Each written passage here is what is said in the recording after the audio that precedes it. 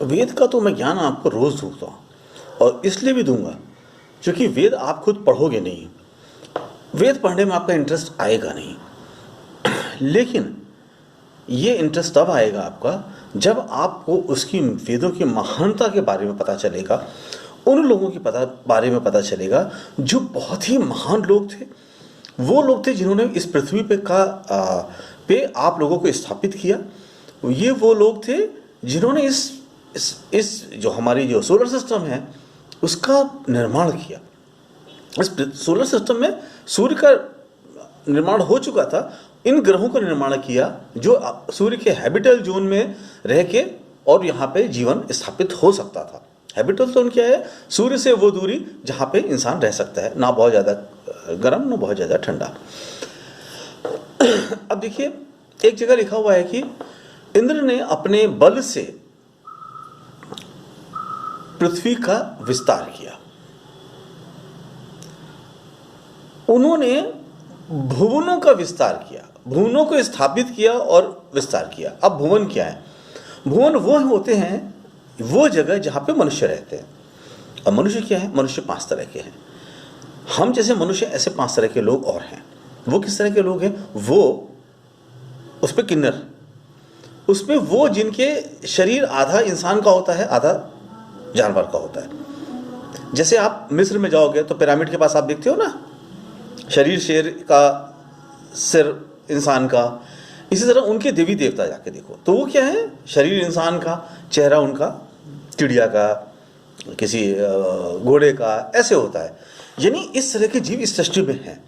आप तो बहुत कण के बराबर हो, आपको कुछ पता ही नहीं है इस ब्रह्मांड के बारे में। तो हमारे वेदों ने जो बताया उसको आपने समझने की कोशिश नहीं की, पढ़ने की कोशिश नहीं की, क्योंकि उस पर कोई कॉमर्शियल इंटरेस्ट नहीं था आपका। आप वो पढ़ते हो जिसमें आपका कॉमर्शियल इंटरेस्ट हो। और इसके लिए हमारे ही एक समाज के एक वर्ग ने बहुत बड़ा गेम खेला कि वेदों को किनारे कर दिया और उन चीज़ों को सामने लाए जिससे आपको लालच दी गई। भगवान राम की ये पूजा करो, आपका ये हो जाएगा। लक्ष्मी जी की पूजा करो, धन मिल जाएगा। पप्पा की पूजा करो, आप विघ्न विनाशक हैं। अरे वो तो हैं, वो आए कहाँ से? वो हैं कौन? वो सब चीज़ें हमारे वेद में हैं। तो जिन्होंने उनके बारे में बताया वो तो सबसे महान है, वो रचना सबसे महान है। और आज वेद इस पृथ्वी की सबसे पुरानी रचना है, इससे पुरानी कोई रचना नहीं है। तो अब अगर उन्होंने बोला कि वो पृथ्वी पे स्थापित हुए, उन्होंने भुवनों का निर्माण और विस्तार किया, तथा उन्होंने धावा पृथ्वी में फैले अंधकार। धावा पृथ्वी यानी पृथ्वी का कुछ और, जैसे हमारी पृथ्वी का मून है, धावा पृथ्वी ऐसी लिखा गया है किसी के बारे में, जो मुझे भी नहीं पता है। मैं तो जो पढ़ के समझता हूँ वही मैं बताता हूँ। धावा पृथ्वी में फैले अंधकार को सूर्य के प्रकाश की भांति दूर किया। अब ये एक पार्ट। अब देखो, इसका 2 चीज पूछो। नंबर 1 तो भुवन का मतलब वो सारे ग्रह जहाँ पे आज जैसे हम यहाँ पे इंसान रहते हैं, वैसे वो ग्रह हमारे इर्द गिर्द हैं जहाँ पे और मनुष्य जैसे बाकी लोग उस प्रजाति के लोग रहते हैं, जो कभी यहाँ पे आए थे, हो सकता है फिर आए। कब आएंगे ये हमको भी नहीं पता, आपको भी नहीं पता, लेकिन वो आएंगे जरूर, क्योंकि जो उन्होंने बनाया है उसको एक बार देखने वो आएंगे जरूर। तो एक ही चीज़ भुवन है, ये कंफर्म हो गया। 5 प्रकार के मनुष्य हैं जो उसमें रहते हैं, ये है।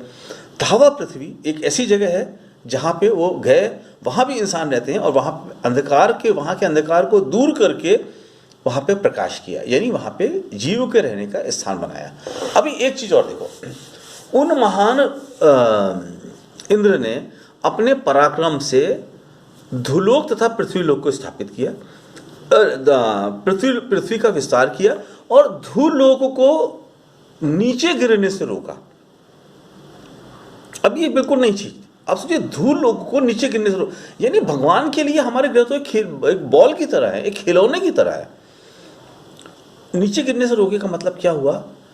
शायद वो ग्रह, देखिए हम सब क्यों बंधे हुए हैं, हम सब बंधे कहाँ से? हम सब ग्रेविटी से बंधे हैं। आप सोचो, ये आप ऐसे सोचो, हम लोग सोचते ही नहीं हैं। आप सोचोगे तो आपको जीवन का रहस्य समझ में आएगा। आप ये सब टीवी पिक्चर उल्टा सीधा सब बंद कर दोगे। ये पृथ्वी, ये अंतरिक्ष क्या है? खाली जगह है, और ये पृथ्वी इसी ग्रह पे चक्कर लगा रही है, यहीं पे टिकी हुई है। ये नीचे नहीं गिर रही है, ये ऊपर नहीं जा रही है, दाएं नहीं जा रही है, बाएं नहीं जा रही है, ये एक ही जगह पे सूर्य का चक्कर लगा रही है घूमते हुए। ऐसी और भी जो हमारे प्लैनेट्स हैं, वो भी जो और 9 ग्रह हैं, जुपिटर, सैटर्न, सब एक एक जगह स्थापित है। वो मूव क्यों नहीं करते? जैसे तारा टूटा है, कहते तारा टूटा, पुच्छल तारा टूटा, टूट के गिरता है एक तरफ से, चलता चला जाता है। ये क्यों नहीं जा रहे हैं? कौन रोके हुए उनको? थामा किसने है उसको? कभी आपने नहीं सोचा। आप सोचोगे तो आपको समझ में आएगा कि वो क्यों रुके हुए हैं। या तो कुछ ऐसा ऑटोमेटिक वेव्स से वो उनको रोके रखा हुआ है, क्योंकि ये खाली जगह कोई खाली जगह नहीं है, हर जगह कुछ ना कुछ है। भगवान ने वो, भगवान का सिस्टम है, जो सिस्टम हमको दिखाई नहीं पड़ा, लेकिन उन्होंने उसको लगा के उनको रोका हुआ है हर जगह पे। या ये टोटल जो वो है मैग्नेटिक फील्ड क्रिएट कर रखी है, क्योंकि हम मैग्नेटिक फील्ड से बाहर नहीं जा रहे हैं, एक ही जगह रन करते हैं। वो साइंस आज हमें नहीं पता है, कल शायद हमारे वैज्ञानिक आगे कुछ सीखेंगे, समझेंगे, उनको ईजाद करेंगे तो उनको पता चलेगा। तो मैं ये वेद की रचना के बारे में आपको, ये वेदों के बारे में क्यों बता रहा हूँ? ये जो छोटा सा जीवन है, ये जीवन तुम्हारा अंत नहीं है। खोजो उसको, अपने बच्चों को साइंस डेवलपमेंट में लगाओ। खोजो वो भुवन कहाँ पे है, खोजो वो पृथ्वी कहाँ पे है, अधावा पृथ्वी कहाँ पे है, खोजो वो धुलोक कहाँ पे है। सब यूट्यूब पे मत देखो, यूट्यूब पे जिसकी जो कल आई उसने अपने अपने अकल के हिसाब से डाल दिया, उसका कोई वैलिडिटी नहीं है। धुलोक को लोग कह देते हैं वो उसका नाम क्या है, ईश्वर लोक है, नहीं, वो नहीं है। तो हमारे पास इस जीवन में 100 साल का जो एक एवरेज आयु ब्रह्मा जी ने दी है, अपने बच्चे को इतना संस्कारी, पढ़ा लिखा, बड़ा बनाओ कि वो इन्हीं चीज़ पे ध्यान दे। देखो एक चीज़ मैं बताऊं, ताकत शरीर में नहीं होती है, ताकत दिमाग में होती है। अब देखो मैं ऐसे बताऊं, रावण बहुत बलिशानी, बहुत बड़ा था, बहुत बड़े वे सब कुछ था। भगवान राम ने उसको कैसे मारा? क्या भगवान राम के बॉडी बिल्डर थे कि उन्होंने मसल्स वगैरह बना रखे थे कि उठा के पटक के मारा? उन्होंने इसको तीर से मारा। तीरों का युद्ध होता था, हथियारों का युद्ध हुआ, किसी ने भी नहीं मारा। बाली सुग्रीव ने गदा से युद्ध किया, वो लेकिन फिर भी हाथ से नहीं किया, वो भी हथियार ही यूज किया उन्होंने। भगवान राम ने बाली को मारा तो भी हथियार से ही मारा। विश्वामित्र के आश्रम में जितने भी लोग वो राक्षस लोग आते थे, उनको हथियार से मारा। बहुत ताकत, शक्तियाँ इकट्ठा करो, वो शक्तियाँ दिमाग में होती है, वो आपको शक्ति इकट्ठा करनी पड़ेगी, एकजुट होना पड़ेगा, ताकत बनानी पड़ेगी, अपने बच्चों को अच्छा संस्कार देना पड़ेगा, ताकि आने वाली पीढ़ियाँ ये भी सोच सके। जैसे आज अमेरिका सोच रहा है कि मैं वो ग्रह खोज लूँ, वहाँ चला कर शिफ्ट कर जाऊँ लोगों को। क्या पता उस ग्रह में जीवन 200 की जगह 500, 100 की जगह 500 साल का हो, 1000 साल का हो, इससे भी बेहतर फल हो, इससे भी बेहतर हवा हो, इससे भी बेहतर जीवन हो। वो खोज रहे हैं। तुम हिंदू, मुसलमान, ब्राह्मण ने ये किया, क्षत्रिय ने ये किया, मैं मंदिर बनाऊंगा, उसके आगे भीख मांगूंगा, अपने बच्चों को रोजगार नहीं दिलवाऊंगा, वे हिंदू जय श्री राम करूंगा, जय श्री राम कह के लोगों को मरवाऊंगा। ये तुम्हारा कैरेक्टर है, ऐसे बना है विश्वगुरु। मुंह गाल बजाने से कुछ नहीं होता, सीखना पड़ता है, करना पड़ता है।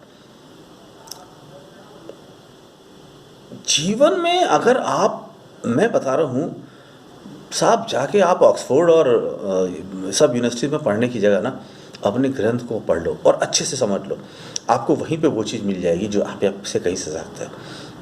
रॉकेट से आप कुछ नहीं ढूंढ पाओगे।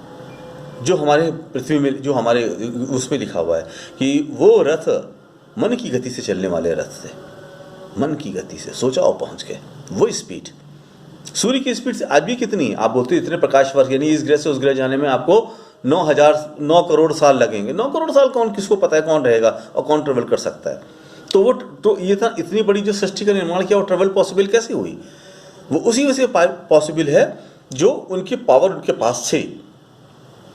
सूर्य की किरणें आपके लिए फास्टेस्ट मोड है, उनके लिए नहीं थी। उनके लिए वो और भी चीज़ थी जो उससे भी फास्टेस्ट मोड है, जो मन की गति से चलता है। मन जिस गति से चलता है, और वही आपको एक दिन मिलेगा, और तब आप पहुंचोगे जहां पे आपको पहुंचना है। धावा पृथ्वी, धुलोक, भूलोक भूलोक धुलोक और जो भुवंस हैं जितने हैं वो तब आपको मिलेंगे।